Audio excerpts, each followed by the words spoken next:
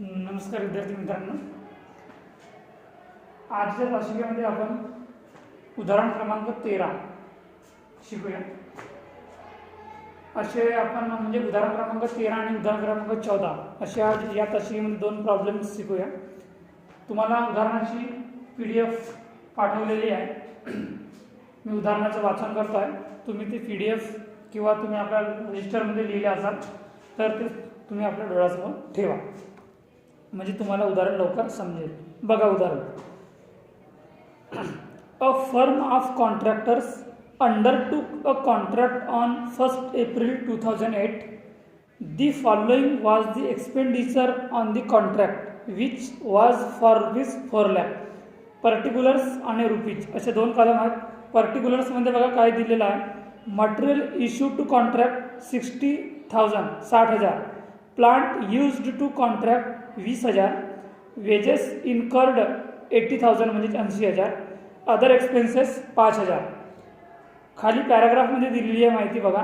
Cash received on account up to March 1994 amounted to rupees 1,60,000.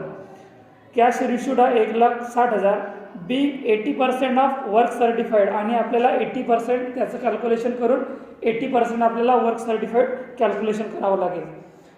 दुसरं para आहे. Of the plant and materials charged to the contract, plant which cost rupees 4,000 and material which cost of rupees 3,000 were lost. Loss आहे आपला material आणि प्लांटवर 4,000 रुपये आणि 3,000 रुपये. Next para. On 31st March 2009 plant which cost of rupees 5,000 was return to stores. The cost of work one but uncertified was rupees 2,000, म्हणजेच आपल्याला work uncertified दिलेला आहे 2,000 रुपये. And material costing rupees 3,000 were in hand and side. शेवटचा para आहे. Charge 10% depreciation on plant and prepare contract account, work in progress account and contractees account for the above particulars. Show how work in progress would appear in the balance sheet. आपल्याला prepare करायचं आहे contract account, work in progress account आणि balance sheet. उदाहरण तुम्हाला समजलं असेल, कारण की मी उदाहरणाचं वाचन करत असतानाच तुम्हाला एक एक पॉईंट्स क्लिअर करतो आहे की कशा प्रकारे काय राहणार आहे. तर आधी आपण सुरुवात करूया कॉन्ट्रॅक्ट अकाउंटची. आता याच्यापेक्षा तुम्हाला कठीण उदाहरण मिळणार नाही विद्यार्थ्यांना. जे आपण प्रॉब्लेम्स थोडे क्रिटिकल थोडे कठीण होते ते शिकत आहोत, आणि 2-3 प्रॉब्लेममध्ये कठीण प्रॉब्लेम सुद्धा शिकून झालेले आहेत. तर आपण पहिलं अकाउंट तयार करूया, contract account.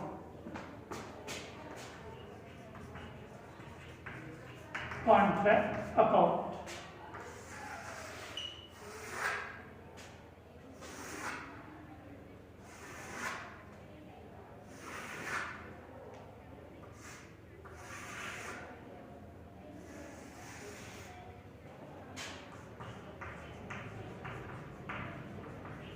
Particulars rupees, particulars rupees. बघा उदाहरण बघू आपण. आपल्याला काय दिलेलं आहे. पहिलं पॉईंट्स दिलेलं आहे मटेरियल इश्यू टू कॉन्ट्रॅक्ट, म्हणून पहिली एंट्री राहणार आहे to material issue to contract. किती आहे मटेरियल इश्यू? 60,000 रुपये. मटेरियल इश्यू नंतर आहे प्लांट यूज्ड टू कॉन्ट्रॅक्ट 20,000 रुपये. To plant used to contract, used to contract किती रुपये आहे? 20,000 रुपये. नंतर wages incurred, to wages incurred किती दिलेला आहे? 80,000 रुपये. 80,000 रुपये. नंतर other expenses, to other expenses. Other expenses दिलेला आहे 5,000 रुपये. आता बघा पॅरा पॅरामध्ये दिलेला आहे, पॅराग्राफमध्ये cash received on account up to March 1994 amounted टू ₹1,60,000. कॅश रिसिव्ड आपल्याला दिलेला 1,60,000 रुपये. Being 80% of work certified. आपल्याला पहिलं पॉईंट कोणतं कॅल्क्युलेशन करावं लागेल, क्रेडिट बाजूला work certified by work certified 80%. 1,60,000 गुणिला 100 भागिला 80. याचं कॅल्क्युलेशन करा, किती निघेल. 1,60,000 गुणिला 100 भागिला 80, 2 लाख. वर्क सर्टिफाइड निघालेला आहे 2 लाख. वर्क सर्टिफाइड नंतर बघा दुसरा point, on the plant and material charge to the contract, plant which cost ₹4,000 and material which cost of ₹3,000. Profit and loss account by profit and loss account. त्याची entry बघा. आपल्याला plant and material दिलेला आहे 4,000 रुपयाचा आणि material दिलेला आहे 3,000 रुपयाचा. ठीक आहे. तर दोघांची total plant and material, plant inner column मध्ये 4,000 दिलेला आहे उदाहरणार्थ प्लांट, दुसऱ्या पॅरामध्ये, आणि मटेरियल दिलेला आहे 3,000 रुपये. मटेरियल 3,000 रुपये, याची टोटल 7,000. 7,000 तुम्ही फायनल कॉलम मध्ये लिहा. नंतर बघा तिसरा मुद्दा आहे, on 31st March 2009 plant which cost ₹5,000 was returned to store. The cost of work one but uncertified was ₹2,000. Next point, by work uncertified. By work uncertified दिलेला आहे 2,000 रुपये. 2,000 रुपये. त्याच्यानंतर काय दिलेलं आहे, on 31st March 2009 plant which cost 5,000 रुपये. Plant which cost 5,000 was returned to store. The cost of work one but uncertified, तो आपला पॉइंट झालेला आहे. आणि मटेरियल दिलेला आहे 3,000 रुपये. तर बघा आपल्याला प्लांट रिटर्न करावा लागेल by plant return. By plant return तुम्हाला 5,000 रुपये दिलेला आहे. 5,000 रुपये तुम्हाला प्लांट दिलेला आहे उदाहरणार्थ, त्याच्यावर 10% घसारा -10% डिप्रिसिएशन. 5,000 चे 10% किती होणार आहे, 500 रुपये. याची टोटल किती येणार आहे, 4,500 रुपये. ते फायनल कॉलममध्ये द्या तुम्ही 4,500 रुपये. नंतर आहे मटेरियल इन हँड. किती रुपये दिलेले आहे तुम्हाला, आपल्याला कॅल्क्युलेशन करावं लागेल की material in hand and site.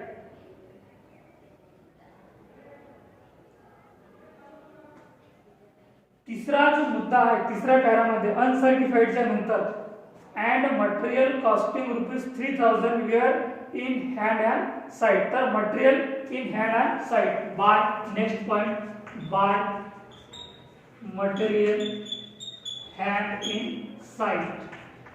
By material hand in site. आता बघा मटेरियल किती दिलेलं आहे आपल्याला, याचं कॅल्क्युलेशन करावं लागेल.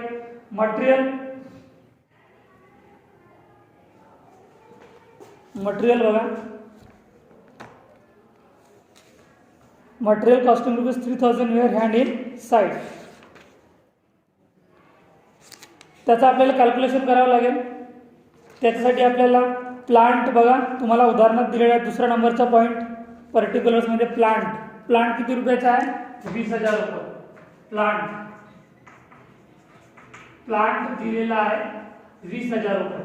त्याच्यानंतर आपल्याला काही रिटर्न वगैरे केलेला आहे का बघा उदाहरणार्थ, plant which cost 5,000 was written, तो आपल्याला मायनस करावा लागेल. रिटर्न केलेला आहे 5,000 रुपये. ठीक आहे. नंतर मायनस प्लांट रिटर्न 5,000 रुपये. 20,000 मधून 5,000 गेले तर किती उरतील,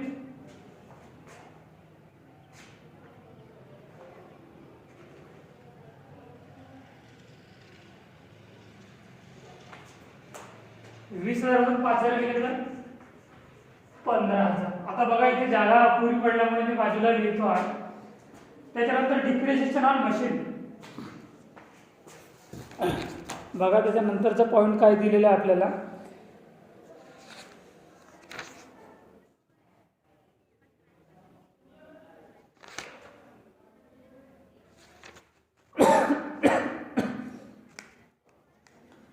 दुसऱ्या नंबरचा जो पॉईंट दिलेला आहे पॅरामध्ये बघा, on the plant and material charge to the contract plant which cost ₹4,000.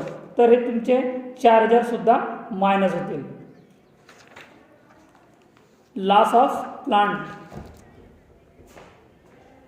Minus loss of plant किती दिलेला आहे 4,000 रुपये. तर 15,000मधून 4,000 गेले तर किती होतील 11,000 रुपये. आता इथे जागा अपुरी पडल्यामुळे मी बाजूला लिहितो आहे 11,000 रुपये इथे लिहितो आहे. ठीक आहे, इनर कॉलम मध्ये, फायनल कॉलम मध्ये नाही. आता 11,000चे आपल्याला किती पर्सेंट घसारा काढायचा आहे 10% depreciation on plant and prepare. तर मायनस 10% डिप्रिसिएशन. 11,000चा 10% डिप्रिसिएशन किती होणार आहे 1,100 रुपये. तर 11,000मधून 1,100 मायनस करा. 11,000 मायनस 1,100 मायनस 1,100 9,900 रुपये. 9,900.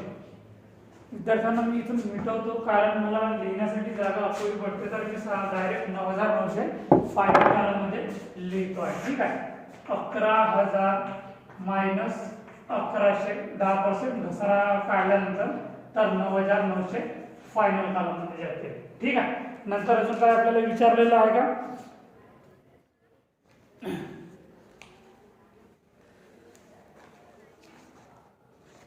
बघा उदाहरणार्थ काही विचारलेलं आहे का आपल्याला.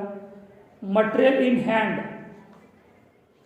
मटेरियल इन हँड दिलेलं आहे बघा 3,000 रुपये. Material in hand by material in hand 3,000 रुपये. कुठं दिलेला बघा उदाहरणार्थ मटेरियल इन हँड तिसऱ्या पॅरामध्ये दिलेला आहे शेवटची line. Material costing ₹3,000 were in hand and site. तर material in hand and site 3,000 रुपये आपला झालेला आहे. अजून याच्या व्यतिरिक्त आपल्याला काही पॉईंट्स दिलेले आहेत का बघा, नाही आहे. आता करायचं कॅल्क्युलेशन, याची टोटल करा. दोन्ही बाजूची टोटल करून बघा किती आहे. तर डेबिट बाजूची टोटल करून बघतो आहे मी 60,000 20,000 80,000 आणि 5,000 1,65,000 1,65,000. क्रेडिट बाजूची टोटल 2,07,000 2,000 4,500 9,900 आणि 3,000 2,26,400 रुपये. टोटल किती निघाली क्रेडिट बाजूची 2,26,400 रुपये. तर मोठी टोटल कोणावरची जास्त टोटल क्रेडिट बाजूची 2,26,400 रुपये. इकडे फायनल टोटल लिहा 2,26,400 रुपये. पण आता डेबिट बाजूची टोटल जर 2,26,400 रुपये नाही निघत आहे 1,65,000 निघत आहे. म्हणून 2,26,400 रुपयामधून 1,65,000 मायनस करा. तो आपला काय निघेल 61,400 रुपये profit balance 61,400 to profit and loss. कोणता म्हणजे काय राहणार आहे बॅलन्स. आणि हा बॅलन्स कुठं आपला ट्रान्सफर होईल बॅलन्स शीटला जाईल. ठीक आहे, तर या उदाहरणावरून पहिला पॉईंट आपण बघितलेला कॉन्ट्रॅक्ट अकाउंट. याच्यानंतरची प्रोसेस कॅल्क्युलेशन वाली मी याला मिटवल्यानंतर करणार आहोत कारण की इथं जागा अपुरी असल्यामुळे कॅल्क्युलेशन होऊ शकत नाही. तर अजूनही आपला कॉन्ट्रॅक्ट अकाउंट संपायला आहे, अजून थोडं बाकी आहे. तर तो मी दुसऱ्या पेजेसवर घेणार आहोत कारण आपल्याकडे इथे जागा अपुरी पडल्यामुळे. ठीक आहे,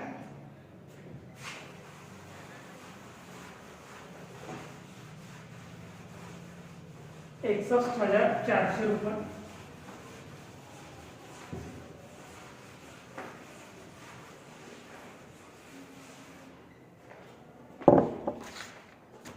कॉन्ट्रॅक्ट अकाउंट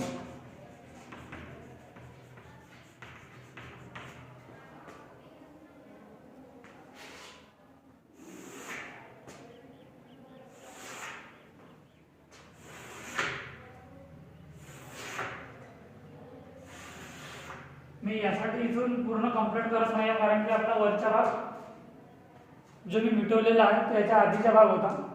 आता त्याच्यानंतरचा भाग मी इथं कंटिन्यू करतो कारण की आपला कॉन्ट्रॅक्ट अकाउंट अजून संपायला आहे. तर तो जो आपला निघालेला होता कॉन्ट्रॅक्ट अकाउंटवर प्रॉफिट अँड लॉस बॅलन्स म्हणून 61,400 रुपये. तर तो 61,400 रुपये कोणत्या बाजूला येईल आपला? क्रेडिट बाजूला. Bye profit and loss CD किती निघाला होता? 61,400 रुपये. आता आपण इथे कॅल्क्युलेशन करूया to profit and loss account. Profit and loss आपल्याला आता प्रॉफिट अँड लॉस कॅल्क्युलेशन करावायचं आहे. त्याचा फॉर्म्युला आहे की balance into 2/3 into cash received upon work certified. Balance किती आहे आपला? 61,400 रुपये. 61,400 गुणिला 2/3 गुणिला कॅश रिसिव्ड किती आहे? उदाहरणार्थ बघा, कॅश रिसिव्ड आहे 1,60,000. कॅश रिसिव्ड आहे 1,60,000 आणि वर्क सर्टिफाइड किती निघालेला आहे? 2 लाख. याचं कॅल्क्युलेशन करा किती आहे तर 61,400 गुणिला 2/3 गुणिला 1,60,000 भागिला 2 लाख 32,747. 32,747. आता याची करा फायनल टोटल 61,400. 61,400. आता क्रेडिट बाजूची टोटल तर 61,400 निघालेली आहे पण डेबिट बाजूची टोटल 61,400 दिलेली नाही आहे. किती आहे? फक्त 32,747. तर जो आपला बॅलन्स निघेल शिल्लक रक्कम जी 61,400 मधून मायनस करावी लागेल आपल्याला 32,747. तर ती कोणत्या नावाने राहील? To work in progress account. To work in progress account. किती निघेल? बॅलन्स किती निघेल? 61,747 मायनस 61,400 मायनस 32,747. 61,400 मायनस 32,747 किती निघालेला आहे बॅलन्स? 28,653 रुपये. 28,653 रुपये. तर हा काय आपला झाला बॅलन्स. तो कुठे जाणार आहे आपला बॅलन्स? वर्क इन प्रोग्रेस अकाउंटला. याच्यानंतर आपल्याला तयार करायचं आहे work in progress account. Work in progress account.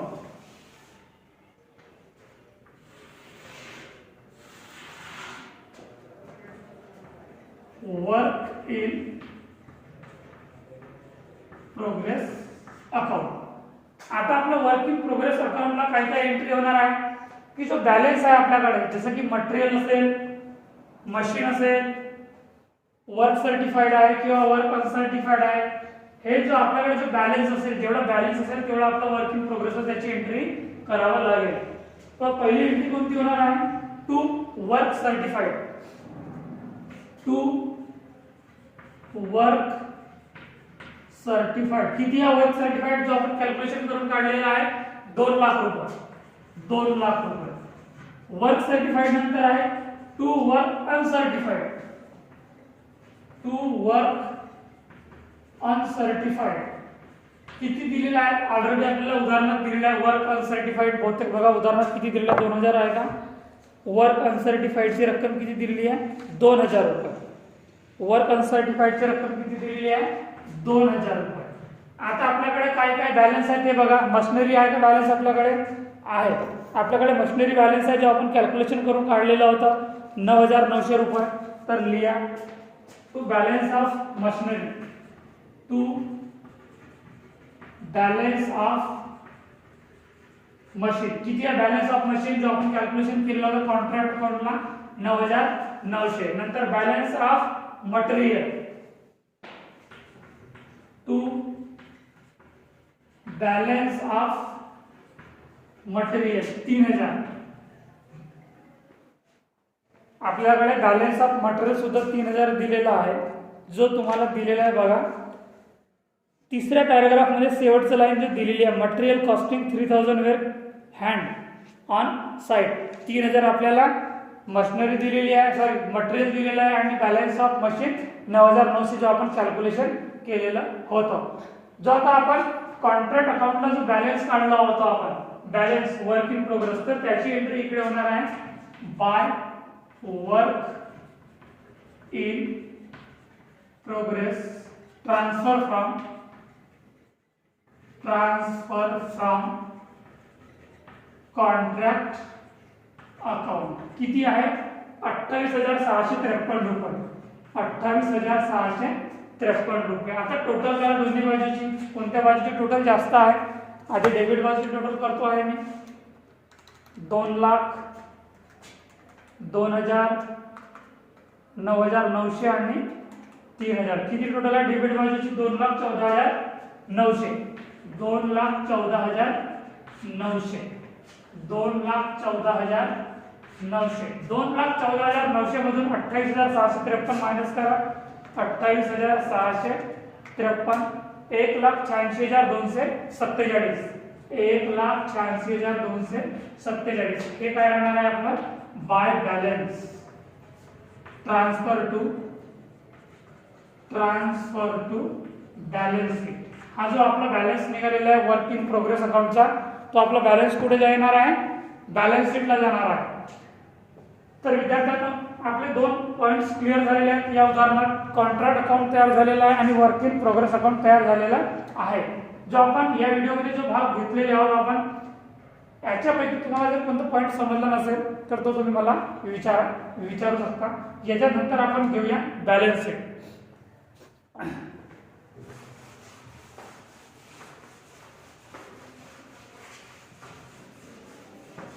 Balance sheet तयार करत असताना आपल्याला दोन्ही अकाउंटवरचा बॅलन्स शीटवर आपल्याला घेता येईल आणि तो तुम्हाला बरोबर काढता आला पाहिजे.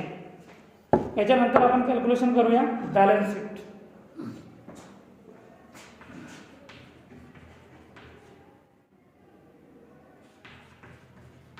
बॅलन्स शीटला पर्टिक्युलर्स राहत नाही किंवा डेबिट क्रेडिट बाजू राहत नाही. लायबिलिटीज आणि असेट्स अशा आपल्या 2 बाजू असतात.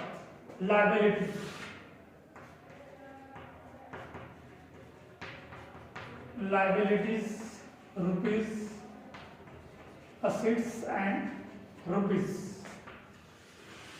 बघा आता लायबिलिटीज ला आपली कोणकोणती रक्कम येणार आहे? प्रॉफिट अँड लॉस अकाउंट पहिली एंट्री येणार आहे. Profit and loss account. Profit and loss जो आपला कॉन्ट्रॅक्ट अकाउंटला जो प्रॉफिट निघालेला होता, आपण जो कॅल्क्युलेशन करून काढलेला होता 2/3 वाला, तो प्रॉफिट आपल्याला इथे येईल. तो किती आहे? 32,747 रुपये. 32,747. नंतर त्याच्यामधून मायनस होईल आपला प्रॉफिट अँड लॉस अकाउंट. त्याच्यामध्ये आपलं मायनस होईल प्रॉफिट अँड लॉस अकाउंट. बघा आपला जो लॉस निघालेला आहे minus profit and loss account. आता बघा आपल्याला प्रॉफिट अँड लॉस कशावर आपलं प्रॉफिट झालेलं आहे आणि कशावर आपलं लॉस झालेला आहे. प्लांटवर लॉस आहे बघा आपला दुसऱ्या पॅरामध्ये. On the plant and material charge to the contract, plant which cost ₹4,000 and material which cost of ₹3,000 were lost. हे आपलं काय झालेलं आहे? मटेरियल 3,000चा आणि प्लांट 4,000चा, असे एकूण 7,000 आपलं काय झालेलं आहे? लॉस झालेला आहे. म्हणून minus profit and loss plant and material दोघांची टोटल किती आहे? 4,000 आणि 3,000, 7,000. तर 32,747 मधून 7,000 मायनस करा. किती उरते? 32,747 मायनस 7,000 25,747. 25,747 याची टोटल आली इथे. आता ऍसिड साइडला बघा, ऍसिड साइडला काय काय येणार आहे? जो आपण वर्क इन प्रोग्रेसला जो बॅलन्स काढलेला होता, किती काढलेला होता आपण वर्क इन प्रोग्रेसला बॅलन्स? वर्क इन प्रोग्रेसला बॅलन्स किती निघालेला होता आपला?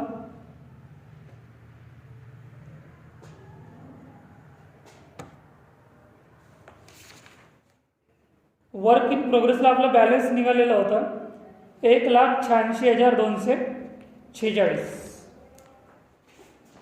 तर वर्क इन प्रोग्रेस बॅलन्स किती निघालेलं होतं? 1,86,247. 1,86,247. त्याच्यामधून आपल्याला मायनस करावं लागेल कॅश रिसिव्ड.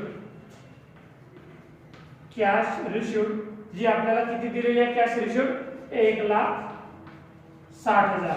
तर आता 2,86,247 मधून 1,60,000 मायनस करता किती उरतील? 26,247.